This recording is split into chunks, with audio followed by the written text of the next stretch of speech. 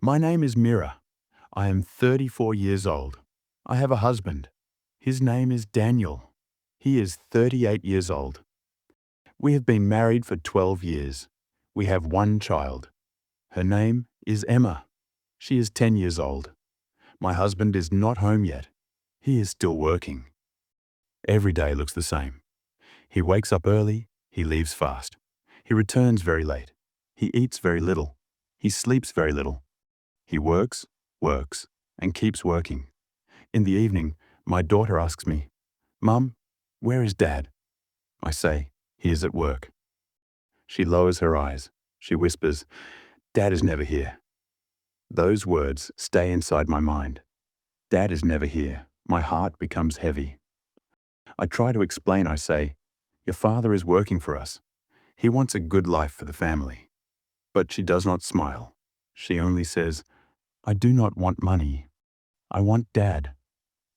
I cannot speak because I know she is telling the truth. Sometimes I call my husband at night. I say, "Please come home early. We miss you." He always replies with the same line. "I cannot. I have meetings. I have deadlines. I am doing this for us." But I wonder, is he really doing it for us? Or is he running away from us? I remember our early days. When we first married, we ate together, we laughed together, we planned our future together. Now we live under the same roof, but the three of us feel like strangers. I look at my daughter again. Emma is growing fast. She will become a teenager soon. Soon, she will close her door. Soon, she will stop calling for her dad, and maybe he will not even see the change. I am afraid that one day Emma will say, "I don't need him anymore."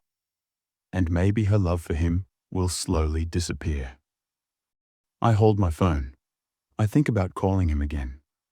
But what will I say? He will only say, "I am busy." I close my eyes.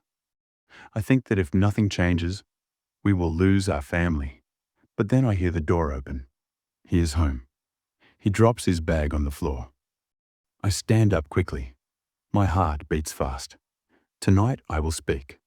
Tonight I will not stay quiet. I walk near him. I want to talk. I say, "Please stop working for one night. Look at your daughter. Emma needs you." He does not lift his head. He only says, "I am doing this for her, for you, for us." I reply, "No, you are not doing it for us. You are losing us." He stops typing. He looks at me with confusion. He says, "How can you say that? I work all day for our family." I shake my head. I say, "You are here in your body, but not in your heart." Emma says, "Dad is never here." Do you know how much that hurts? He stays silent. Then he says, "Children don't understand. One day she will thank me. One day she will understand my sacrifice." I feel angry. I say, "One day? What about today? What if she stops waiting for you? What if she stops asking for you?" He looks away. He stays silent. He closes his laptop slowly. At that moment, Emma comes out of her room. She holds a book. She looks at him and says, "Dad, will you read with me?" Daniel answers, "Not now, Emma. I'm tired." Her face changes. She says softly, "You are always tired." Then she walks back to her room. My heart breaks. I look at him. I say, "Did you hear her? She does not ask for money. She does not ask for gifts. She only wants you. And you say no." He says, "I will read tomorrow." I look at him with pain. I say, "What if tomorrow is too late?" My husband stays quiet. I know this is the start of a silent war in our house. I fear that our family will break, but he cannot see it yet. Then my phone rings. It is my sister. She asks if we will come to her son's birthday this weekend. I look at my husband. He says, "I cannot. I have work." I want to scream, but I stay silent. My daughter stands in the hallway. She hears everything. She looks at me with sad eyes, asking, "Is Dad ever coming back to us?" The next morning, I make breakfast. Emma sits at the table. She does not eat. She says, "Dad is gone again." I nod. My heart hurts, but I try to smile. I say, "He will come home later." But she says, "Later is always too late." My chest feels broken. When my husband returns in the evening, he looks even more tired. He puts down his bag. He opens his laptop once more. I decide to try again. I say, "Sit with us, eat with us, talk to us for even 10 minutes. He says, "I cannot. A client is waiting." Emma stands up. She says, "Then I don't want to wait for you anymore." She runs to her room. The door closes loudly.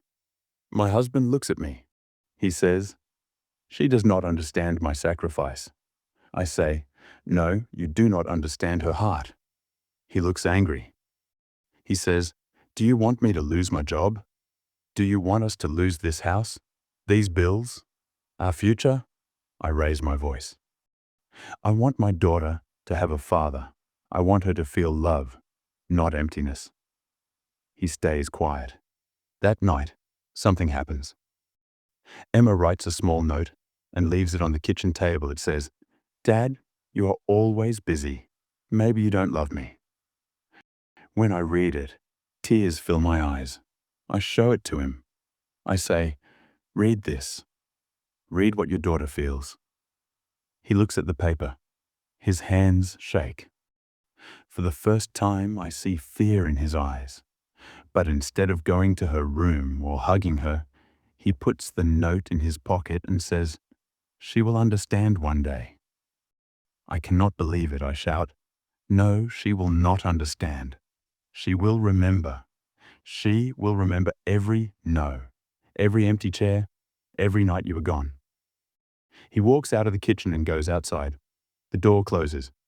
I stand alone and feel tears come. Emma opens her bedroom door. She asks, "Mum, is Dad leaving us?" I hug her and say, "No, he is not leaving us. He is only lost right now. Maybe he needs a shock to wake up. Maybe something strong must happen to open his eyes. But what will it be?" The next evening we sit at the table. I make dinner. Emma waits with her book. She says, "Maybe Dad will read tonight." The door opens. Daniel enters. He looks tired. He holds his laptop. He sits and opens it again. I cannot stay quiet anymore. I say, "Please close it. Just one dinner with your family." He says, "I have no time." I shout, "You always say that. No time for us. No time for her. No time for me. Only work." Emma looks scared. She says, "Please stop fighting." But I cannot stop. I say, "Our daughter feels invisible. She feels forgotten." And it is true. You are not here. You are losing her. He shouts, "I am doing everything for her." I shout back, "No, you are doing everything for yourself. You think money will save us. But money cannot hug her. Money cannot read a story. Money cannot be a father." The room becomes silent. Emma starts crying. She says, "Dad, I don't want your money. I just want you." My husband falls back into his chair. He covers his face. For the first time in many months, he cries. I say, "Look at her. Listen to her. She is begging for her father. If you continue like this, you will lose her and you will lose me." His eyes are red. He says, "I did not know. I thought I was giving her a future." I say, "The future is now. It is dinner today. It is stories today. It is love today. And you are missing it all." Emma's eyes are full of tears. I say softly, "This cannot continue. We cannot live like this. We are not waiting for money. We are waiting for you." He looks at us. He says, "I'm sorry. I thought working hard meant love, but now I see how wrong I was. Emma walks to him. She puts her hand on his arm. She says, "Dad, please stay with us. I don't want you gone every night." He holds her hand gently. He says, "I will change, I promise. Work will not take my family from me. I don't want to lose you." For the first time in months, we sit together. No laptop, no phone, just the three of us. Later, when Emma sleeps, I sit with him. I ask, "Do you understand now?" He nods. He says, "Yes, money can return, but time cannot. If I lose time with you, I lose everything." I feel hope, but I know change takes effort. He must try every day to keep balance. The next morning, Daniel wakes early, but not for work. He wakes to make breakfast.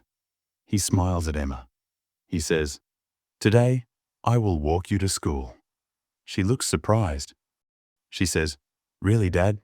He answers, "Yes, because family is my first job." I watch them leave the house together. My heart feels warm. Maybe we almost lost everything, but now we have a fresh start. Money can return, jobs can return, but time never comes back. When time is gone, it is gone forever.